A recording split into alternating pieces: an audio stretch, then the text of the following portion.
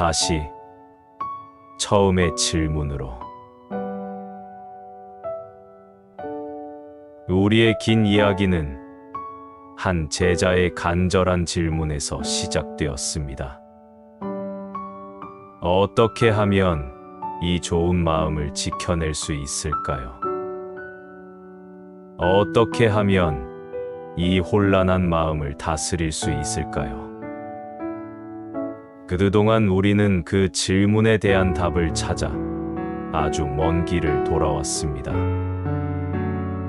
그리고 오늘 부처님은 우리를 다시 그 첫 질문이 던져졌던 바로 그 출발점으로 데려오십니다. 마치 오랜 여행을 마치고 집으로 돌아온 것처럼. 하지만 이제 우리는 압니다. 풍경은 그대로일지라도 그것을 바라보는 우리의 눈은 완전히 달라졌다는 것을.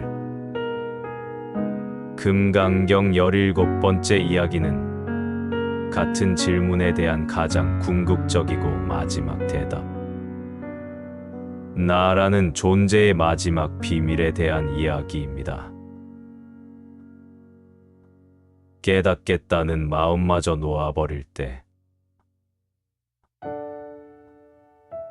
부처님은 다시 한번 처음에 그 질문을 되풀이하십니다. 깨달음을 향한 위대한 마음을 처음 일으킨 사람은 그 마음을 어떻게 유지하고 다스려야 하겠는가? 그리 말하시며 제자 수보리를 넘어 이제 우리 모두에게 직접 그 마지막 대답을 들려주십니다. 그 대답은 놀랍게도 우리가 이미 들었던 이야기의 반복입니다. 모든 존재를 구원하리라.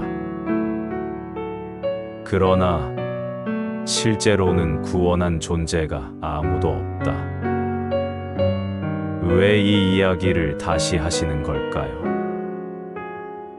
그리고는 마침내 마지막 비밀의 문을 여는 한마디를 덧붙이십니다. 수보리여, 왜냐하면 사실은 깨달음을 향한 위대한 마음을 일으켰다고 할 만한 고정된 실체가 없기 때문이다. 이것이 무슨 뜻일까요? 우리가 아침에 잠에서 깨어나는 순간을 생각해 볼까요? 깨어남이라는 것을 손으로 잡거나 상자에 담을 수 있나요? 아닙니다. 그것은 잠든 상태에서 깨어있는 상태로의 자연스러운 전환일 뿐, 내가 얻은 물건이 아닙니다. 깨달음을 향한 마음을 일으키는 것도 이와 같습니다. 내가 이제부터 깨달음을 얻겠어 하고 마음먹는 그 행위조차 나라는 주인공이 깨달음이라는 목표물을 획득하려는 욕망의 또 다른 모습일 수 있습니다. 진정한 시작은 깨닫겠다는 그 마음의 주인공마저 텅 비어 있음을 아는 것입니다. 나라는 주체가 사라졌을 때 비로소 진정한 깨어남이 저절로 일어나는 것입니다. 텅 빈 손에 주어진 위대한 예언.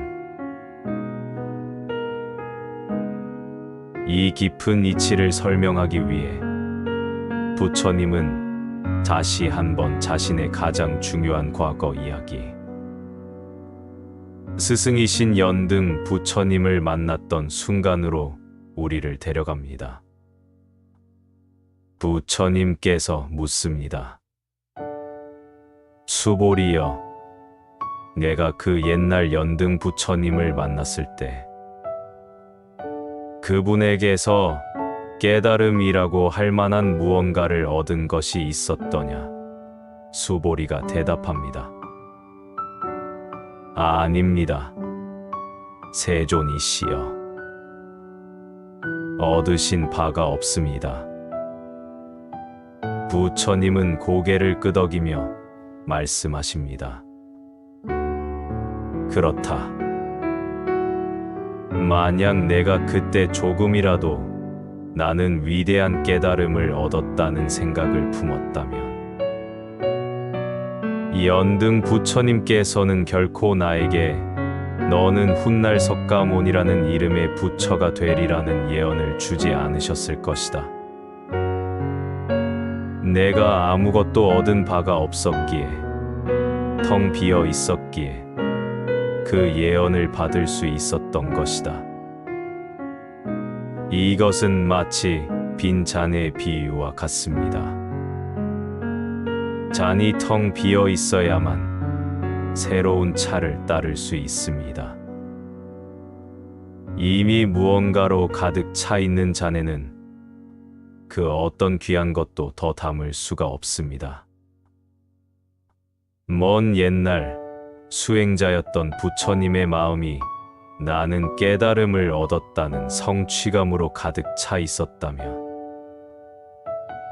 부처가 될 것이라는 더 큰 가능성을 담을 공간이 없었을 겁니다. 그의 손이, 그의 마음이 성취라는 마지막 자만심마저 놓아버리고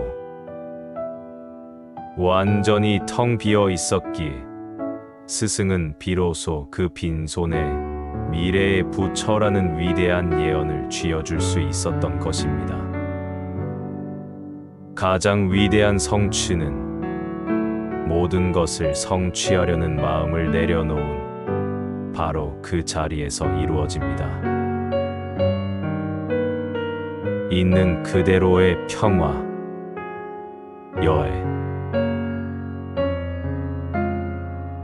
부처님은 마침내 부처란 대체 무엇인지 그 근본적인 의미를 알려주십니다.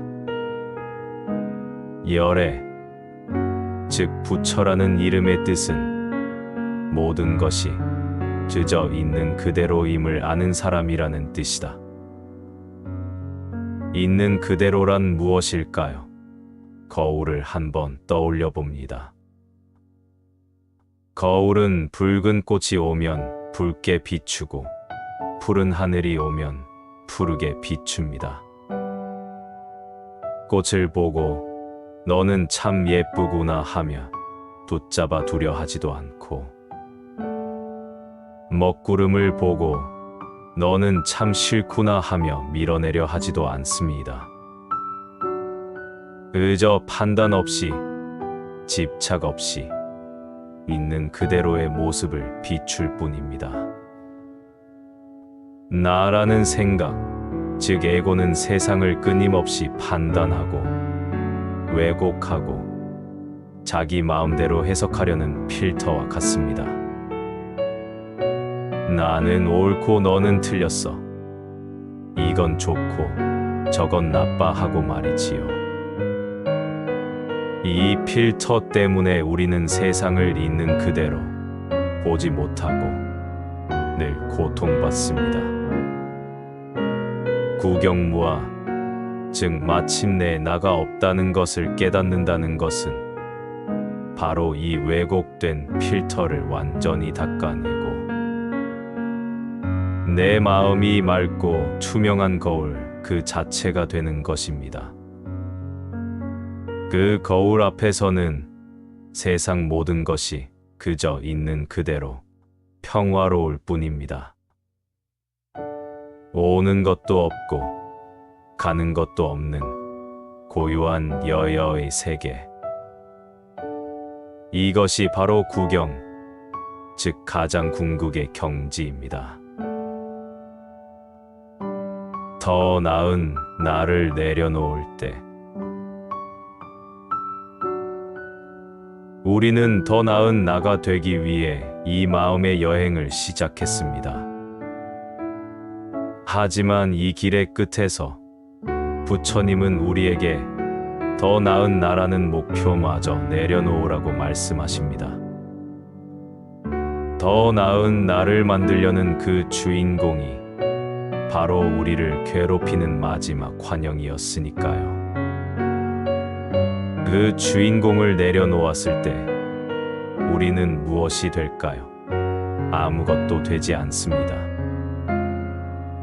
우리는 그저 본래부터 완전했던 맑은 거울, 고요한 하늘, 자유로운 바람이 됩니다. 나를 지우려는 마지막 노력마저 멈출 때 비로소 찾아오는 진정한 평화. 그 평화 속에서 바라본 세상은 또 어떤 모습일까요?